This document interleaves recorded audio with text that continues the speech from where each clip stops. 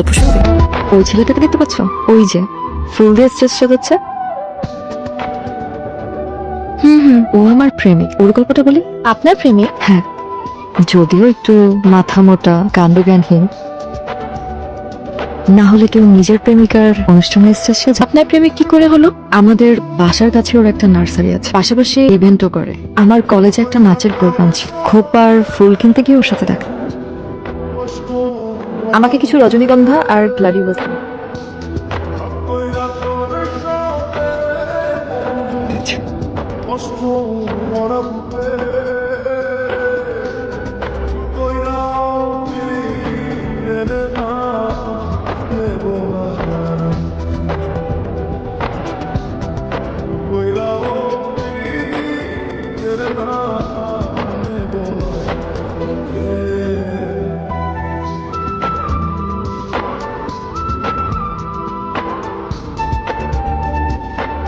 সুন্দর কিছু কাঠগুলো কেন দিল সে বিষয়ে ঝগড়া করার জন্য পরের দিন আবার ওর দোকানে যায়। এই যে তুই এখন এখানে দাঁড়িয়ে আছিস, রেডি হসনি? ওরা তো চলে আসছে বলে।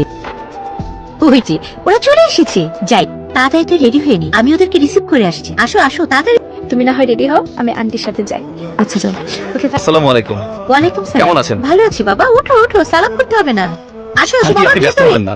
চলুন। ভাইয়া ভাবিকে দেখবো, তাড়াতাড়ি চলো না। আসো আসো আসো।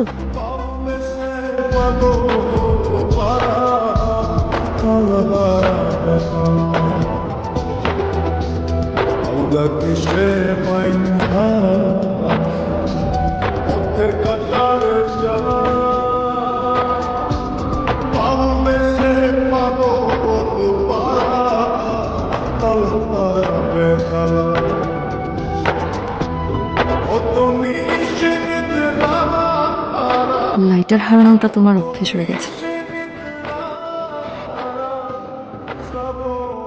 এখন থেকে আমাকে হারানোটা অভ্যাসে পরিণত করতে হবে। পারবে?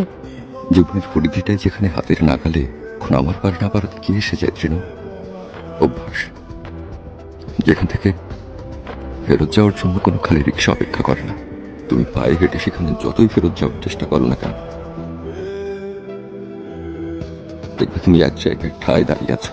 তোমার কি মনে হয় আমি ভালো থাকবো তোমাকে ছাড়া? তুমিও যে আমার অভ্যেসে পরিণত হয়ে গেছো আগে। বদলানোর চেষ্টা করো তৃণ, দেখো